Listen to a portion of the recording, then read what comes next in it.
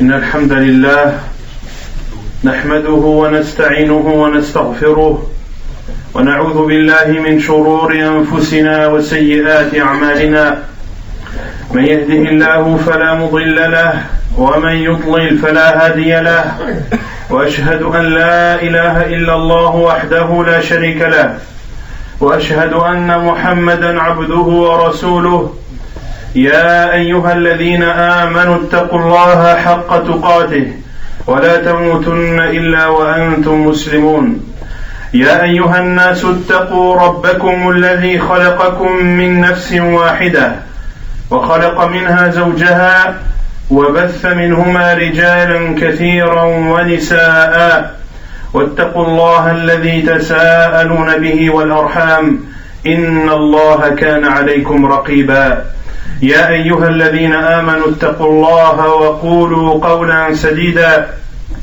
يصلح لكم أعمالكم ويغفر لكم ذنوبكم ومن يطع الله ورسوله فقد فاز فوزا عظيما أما بعد فإن خير الكلام كلام الله وخير الهدي هدي محمد صلى الله عليه وسلم وشر الأمور محدثاتها وكل محدثة بدعة وكل بدعة ضلالة وكل ضلالة في النار أما بعد فأوصيكم أيها المسلمون والمسلمات أوصيكم ونفسي بتقوى الله عز وجل فهي وصية الله للأولين والآخرين ولقد وصينا الذين أوتوا الكتاب من قبلكم وإياكم أن اتقوا الله ثم اعلموا أيها المسلمون والمسلمات أن البيوت نعمة من نعم الله عز وجل على عباده يقول الله جل وعلا والله جعل لكم من بيوتكم سكنا فالبيت يعد ضروريا لكل حي فكل حي لا بد له أن يأوي إلى بيت ولذلك فإن البيت للمسلم مكان أكله ونومه ونكاحه وراحته ومكان خلوته واجتماعه بأهله وأولاده ومكان ستر المرأة وصيانتها يقول الله عز وجل وقرن في بيوتكن ولا تبرجن تبرج الجاهلية الأولى أيها المسلمون إذا علمتم أن البيوت نعمة فإنه يجب شكر هذه النعمة وشكر هذه النعمة يكون بتسخيرها في طاعة الله والبعد عن معصيته ولذلك فإنه يجب عليك أيها المسلم أن تهتم بإصلاح بيتك وذلك لعدة أمور. Je vous conseille ainsi qu'à moi-même de craindre Allah subhanahu wa ta'ala car c'est le conseil d'Allah azza wa jal à nous et à tous ceux qui nous ont précédés comme l'a dit Allah azza wa jal dans le Coran selon le sens et nous avons conseillé les gens du livre avant vous ainsi qu'à vous de craindre Allah. Sachez que les maisons sont des bienfaits d'Allah subhanahu wa ta'ala envers ses serviteurs. Allah azza wa jal dit dans Surat Al-Nahl, Surat les abeilles, qui est aussi appelée Surat Al-Ni'am chez certains savants, qui est la sourate des bienfaits, une sourate où Allah azza wa jal cite d'innombrables bienfaits dont il comble ses serviteurs. Et parmi ces bienfaits, le fait qu'Allah azza wa jal nous ait accordé une maison qui est notre demeure, comme l'a dit Allah azza wa jal, et Allah a fait de vos maisons un lieu de sérénité. La maison est quelque chose d'essentiel pour tout être vivant. Tout être vivant a ce besoin d'avoir une demeure. C'est pour cela que la maison est pour le musulman l'endroit où il mange, l'endroit où il dort, l'endroit où il se repose, l'endroit où il se retrouve seul ou en réunion avec les membres de sa famille, de même que la maison est l'endroit dans lequel la femme est protégée et préservée. Ainsi Allah subhanahu wa ta'ala a dit en s'adressant aux femmes: restez dans vos foyers et ne vous exhibez pas à la manière des femmes d'avant l'islam. Après avoir pris connaissance que la maison est un bienfait d'Allah subhanahu wa ta'ala, tout bienfait doit être remercié.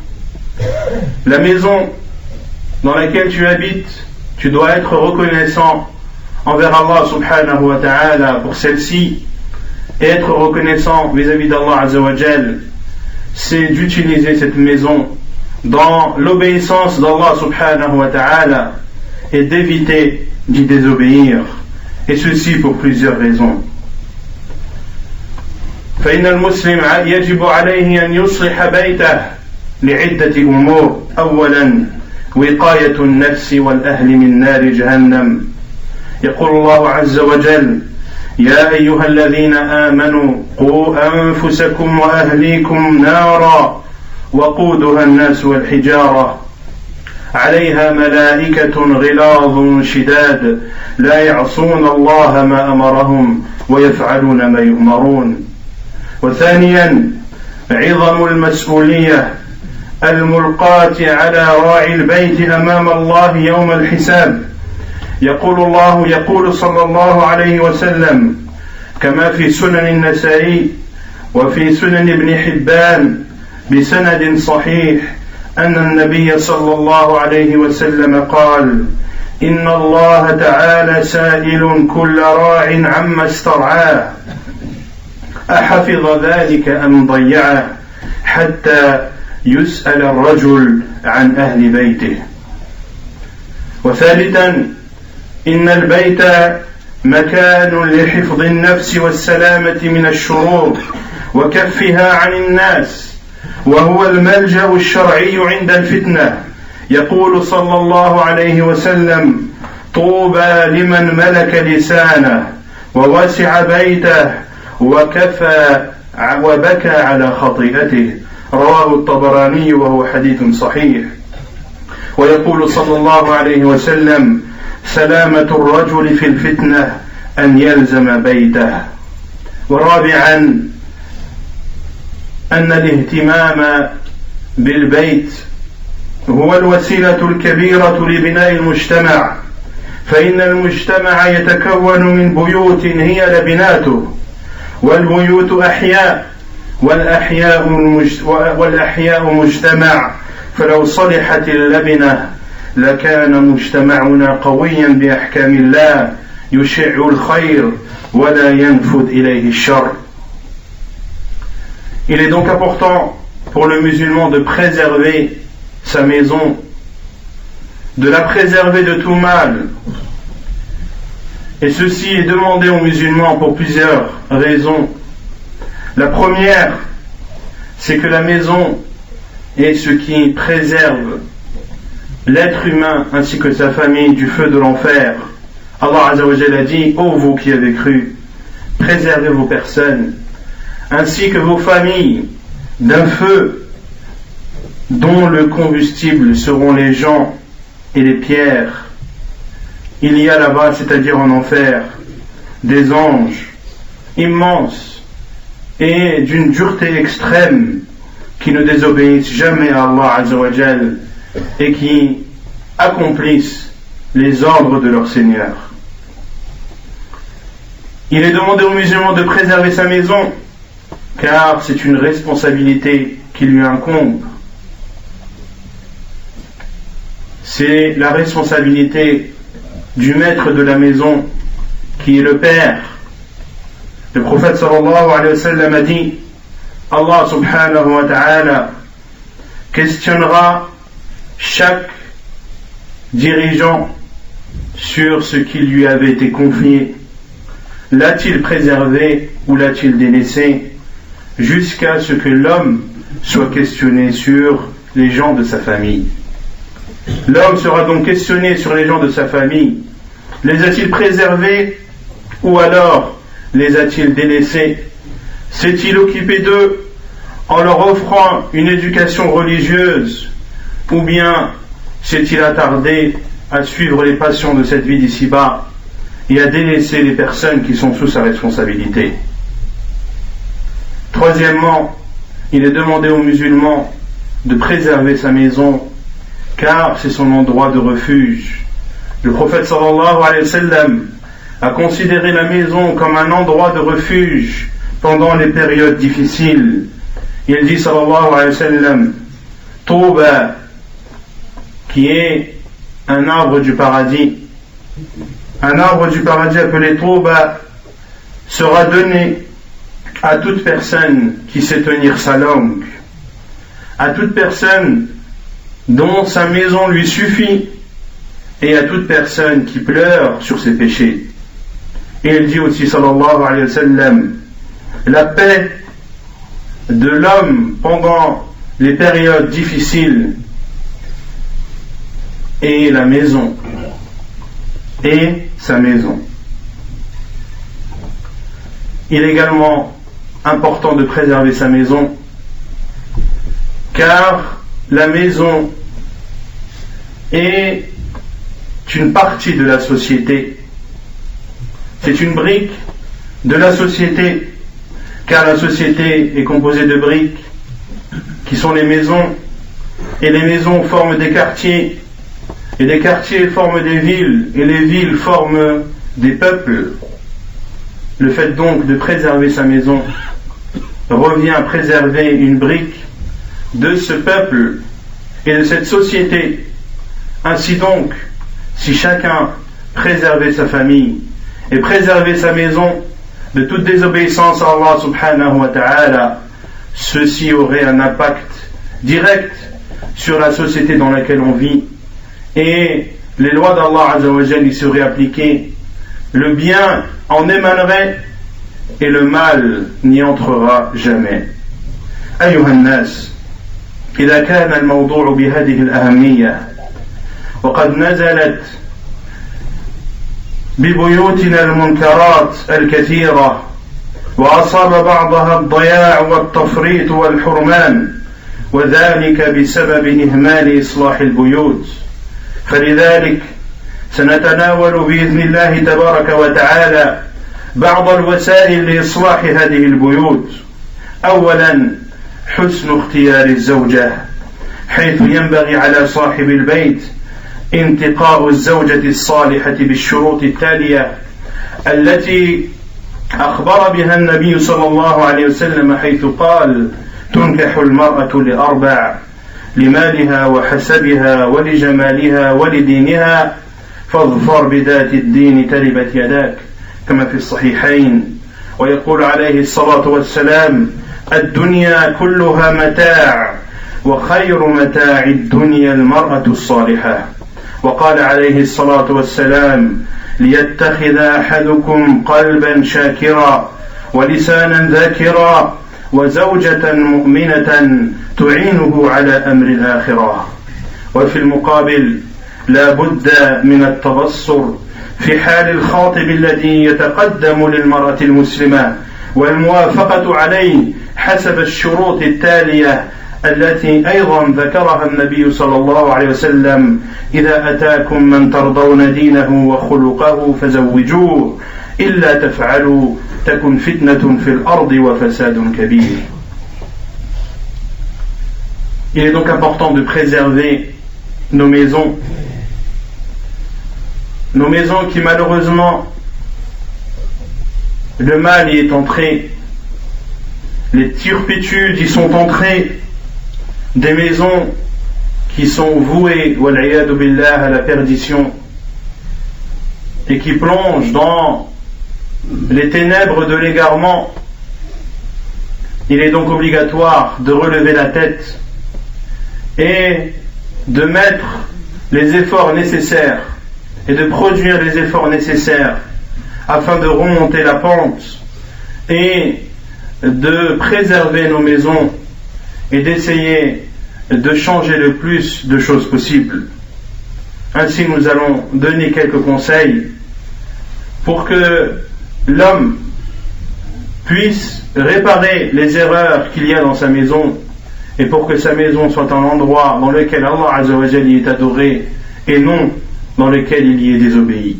Premièrement, de bien choisir son épouse. Il est demandé à l'homme de choisir une épouse qui est pieuse et qui respecte les conditions citées dans le hadith du prophète sallallahu alayhi wa sallam lorsqu'il dit: la femme est épousée pour 4 choses, pour son argent, pour sa descendance, pour sa beauté, pour sa religion. Accourt vers celle qui a la religion. Hadith rapporté par Al-Bukhari et Muslim. Et il dit aussi sallallahu alayhi wa sallam: cette vie d'ici-bas n'est que marchandise, n'est que bien de ce bas monde, et le meilleur des biens est la femme pieuse. Et il dit aussi sallallahu alayhi wa sallam: prenez ou ayez des cœurs reconnaissants, des langues qui se rappellent Allah Azza wa Jal, et des épouses croyantes qui l'aident dans les choses de l'au-delà. Et également, il est demandé au tuteur de la femme de bien choisir le mari ou à qui il désire donner sa fille, comme l'a dit le prophète sallallahu alayhi wa sallam: lorsque quelqu'un vient à vous, une personne dont vous agréez la religion et le comportement, alors mariez-le. Si vous ne faites pas, il y aura alors turpitude sur terre et une grande discorde. فالرجل الصالح والمرأة الصالحة أو الرجل الصالح مع المرأة الصالحة يبنيان بيتا صالحا لأن البلد الطيب يخرج نباته بإذن ربه والذي خبث لا يخرج إلا نكدا. وكذلك السعي في إصلاح الزوجة، إذا كانت الزوجة صالحة فبها ونعمت، وهذا من فضل الله عز وجل عليك، وإن لم تكن بذاك الصلاح فإن من واجبات رب البيت السعي في إصلاحها، وذلك بالوسائل التالية: الاعتناء بتصحيح عقيدتها وعبادتها بكافة أنواعها، والسعي لرفع إيمانها، وذلك بحثها على قيام الليل وتلاوة الكتاب العزيز وحفظ الأذكار والتذكير بأوقاتها ومناسباتها، وحثها على الصدقة وقراءة الكتب الإسلامية النافعة وسماع الأشرطة الإسلامية المفيدة العلمية منها والإيمانية، ومتابعة إمدادها بها، واختيار صاحبات لها من أهل الدين تتبادل معهن الأحاديث الطيبة والزيارات الهادفة. Également, il est demandé au maître de la maison d'arranger et de faire en sorte que sa femme s'améliore. Si sa femme est pieuse, alors c'est un bienfait d'Allah Azza wa Jal sur lui.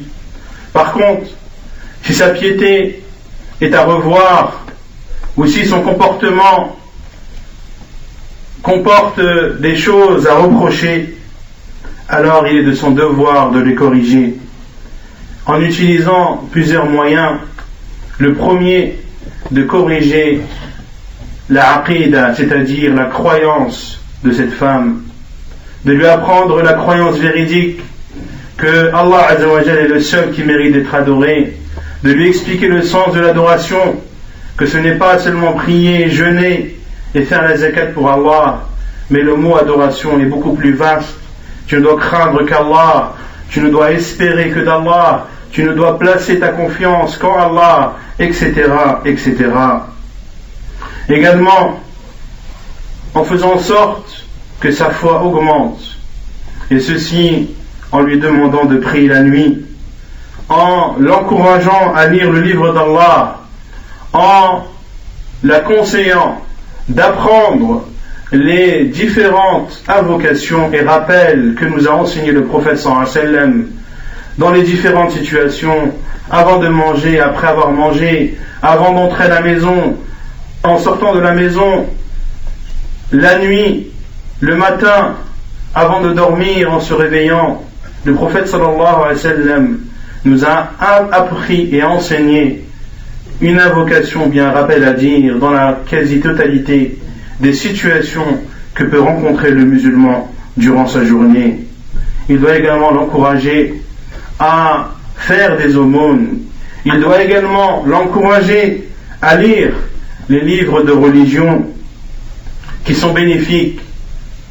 Il doit également l'encourager à écouter les cours et les conférences religieuses qui seront une source bénéfique pour son cœur, et il doit la suivre, et il doit choisir pour sa femme les meilleures compagnes et les meilleurs amis afin que cela soit un échange bénéfique et que ses amis pieuses puissent apporter de bonnes choses à son épouse. أيها المسلمون اجعلوا البيت مكانا لذكر الله وشكره. يقول صلى الله عليه وسلم: مثل البيت الذي يذكر الله فيه والبيت الذي لا يذكر الله فيه مثل الحي والميت. فلا بد من جعل البيت مكانا للذكر بأنواعه المختلفة، سواء ذكر القلب أو ذكر اللسان أو الصلوات وقراءة القرآن أو مذاكرة العلم الشرعي وقراءة الكتب المتنوعة.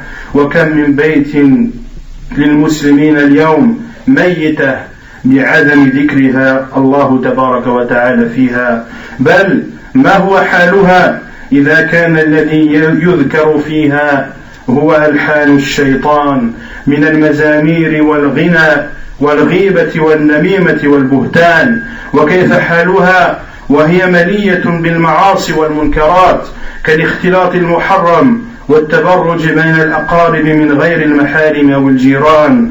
فأحيوا بارك الله فيكم أحيوا بيوتكم بذكر الله عز وجل. Chers musulmans et musulmanes, faites de vos maisons des lieux dans lesquels Allah Azza wa Jal est rappelé, car le prophète sallallahu alayhi wa sallam a dit: une maison dans laquelle Allah Azza wa Jal est rappelé, comparé à une maison dans laquelle le nom d'Allah n'est pas cité et rappelé, est comparable à un vivant et un mort. Il faut donc faire de cette maison un endroit dans lequel Allah Azza wa Jal est rappelé, quelle que soit la sorte de rappel. Ça peut être le rappel de la langue, ça peut être les prières ou la lecture du Coran, ou bien de parler de sciences religieuses ou de lire des livres de religion. Et combien de maisons musulmanes à notre époque sont mortes et sont vides de rappel d'Allah subhanahu wa ta'ala. Bien au contraire, et pire encore, ce sont des maisons dans lesquelles les paroles du diable sont récitées et sont diffusées à travers la musique, à travers les chants, à travers la médisance et le mensonge. Comment une maison peut être bénéfique si elle est pleine de désobéissance à Allah subhanahu wa ta'ala, comme des mélanges interdits, comme le fait que les femmes se découvrent devant les gens ou les membres de sa famille devant lesquels elle n'a pas le droit de se découvrir, ou bien de se découvrir devant le voisin, car c'est une personne qu'elle a connue depuis son plus jeune âge. Ça fait 20 ans qu'elle habite dans cet appartement, et ça fait 20 ans qu'elle a le même voisin, il l'a vu grandir, etc. Et ceci la justifie sur le fait de ne pas se voiler devant lui. Cela est une grave erreur. Cela est une grave erreur. Et je t'invite, ma sœur, en Allah Azza wa Jal, à apprendre les personnes devant qui tu as le droit de te dévoiler et celles devant qui tu n'as pas le droit de te dévoiler. Et prends garde à ne pas suivre les coutumes de tes pères et mères. أقول قولي هذا واستغفر الله.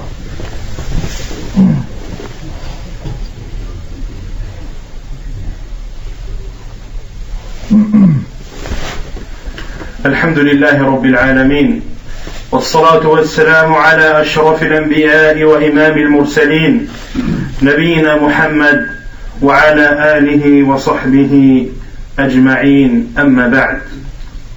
ومن الوسائل المهمة لإصلاح بيتك أيها المسلم عليك بدعوة الصالحين والأخيار وطلبة العلم لزيارة البيت.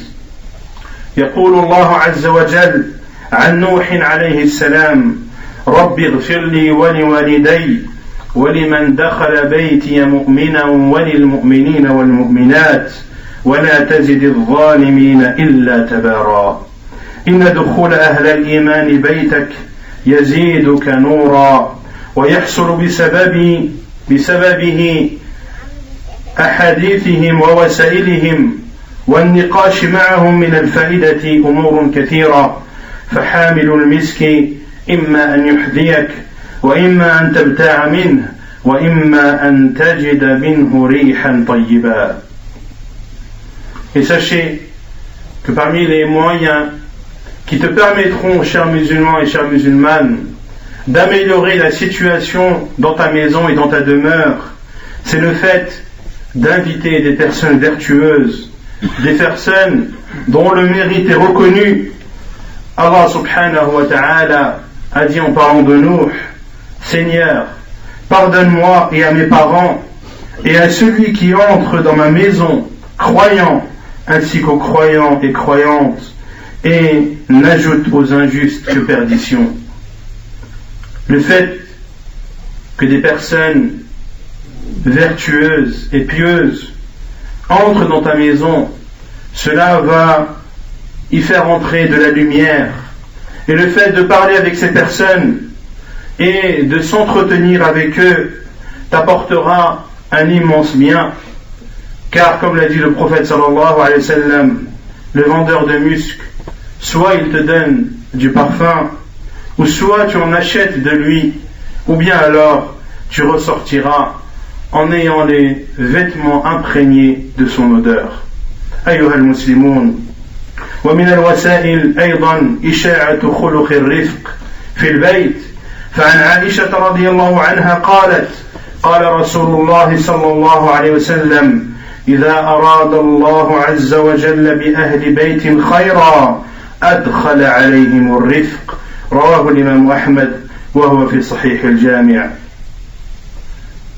ومن الوسائل أيضا معاونة أهل البيت في عمل البيت، فقد كان النبي صلى الله عليه وسلم يخيط ثوبه ويخصف نعله ويعمل ما يعمل الرجل في بيوتهم. وسئلت عائشة رضي الله عنها: ما كان رسول الله صلى الله عليه وسلم يصنع في بيته؟ قالت: كان يكون في مهنة أهله، يعني في خدمة أهله، فإذا حضرت الصلاة خرج إلى الصلاة. رواه البخاري. ومنها أيضا الملاطفة والمزاحة والممازحة لأهل البيت. يقول عليه الصلاة والسلام: فهلا بكرا تلاعبها وتلاعبك وتضاحكها وتضاحكك. رواه البخاري. Sachez également que parmi les moyens qui te permettront d'améliorer la situation dans ta maison, c'est le fait d'y propager la gentillesse et la douceur. Le prophète sallallahu alayhi wa sallam a dit, comme le rapporte Aïcha radiallahu anha, lorsqu'Allah veut un bien pour des gens d'une famille, il fait entrer en eux la gentillesse et la douceur. Et également, il est demandé, ou parmi les causes ou les moyens qui permettent d'améliorer la situation dans la maison des musulmans, c'est d'aider les membres de ta famille dans les choses à faire dans la maison. Le prophète sallallahu alayhi wa sallam cousait ses vêtements, réparait ses sandales, et il faisait ce que faisaient les hommes dans leur maison. Et Aïcha radiallahu anha a été questionnée: qu'est-ce que le prophète sallallahu alayhi wa sallam faisait chez lui, c'est-à-dire dans sa maison?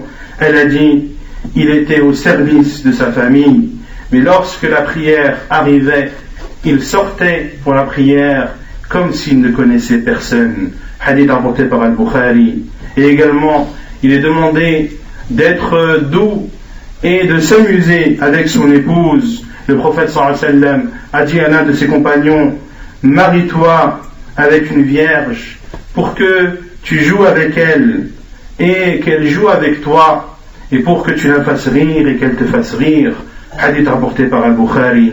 ومنها مقاومة الأخلاق الرديئة في البيت كخلق الكذب والغش، فقد كان النبي صلى الله عليه وسلم كما تقول عائشة رضي الله عنها: كان رسول الله صلى الله عليه وسلم إذا اطلع على أحد من أهل بيته كذب كذبة لم يزل معرضا عنه حتى يحدث توبة، وهو حديث صحيح كما صححه الإمام الألباني رحمه الله.